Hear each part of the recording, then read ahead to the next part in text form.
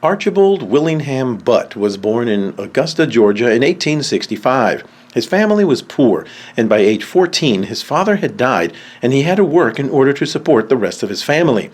He eventually attended the University of the South in Tennessee, and while in college he was interested in journalism and became editor of the college newspaper. For several years after graduation, Butt worked as a reporter for a variety of newspapers, eventually ending up in Washington, D.C. In 1895, he worked as a secretary for the U.S. ambassador to Mexico. In 1900, he was appointed captain and assistant quartermaster in the United States Volunteers, and honorably discharged from the volunteer service in 1901. He received a regular Army commission at that time.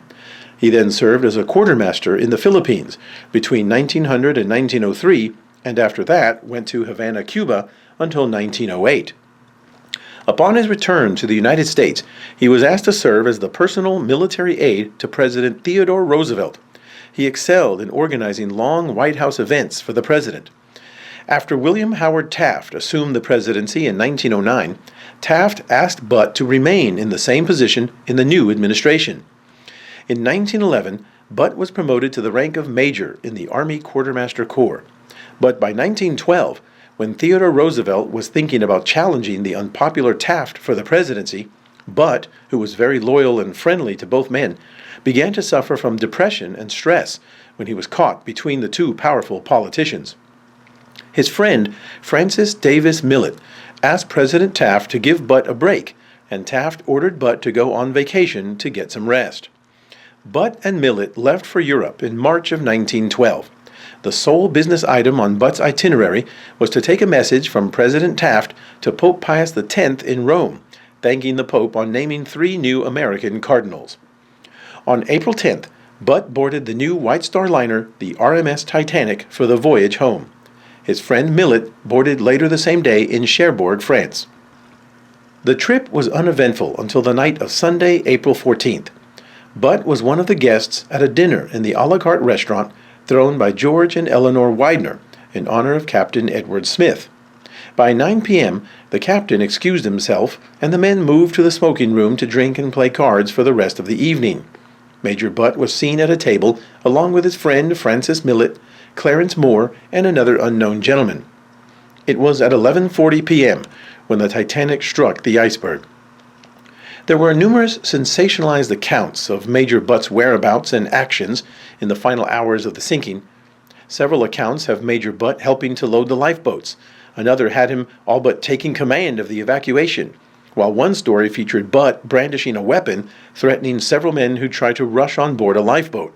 But largely these stories remain unverified. Walter Lord, who wrote the seminal account of the sinking, A Night to Remember, recounts that mostly Butt stayed in the smoking room playing cards through most of the evening. The last verified sighting of Major Butt was the account of Colonel Archibald Gracie, where Butt was last seen again relaxing in the smoking room as the ship went down. Both Archibald Butt and his friend Francis Davis Millet died in the sinking. Millet's body was found by the recovery ship, but Archibald Butt was never found. He was 46 years old. A memorial service was held in the Butt family home on May 2, 1912, with President Taft in attendance. It is said that during his short eulogy, Taft broke down and could not continue. Believed to be the only officials of the United States who perished aboard the ship, Congress passed a joint resolution soon after their death, authorizing the construction of a memorial in their honor. The Butt Millet Memorial Fountain was the first memorial built on the ellipse in Washington. Both the design and location of the memorial fountain were carefully chosen to represent the two close friends.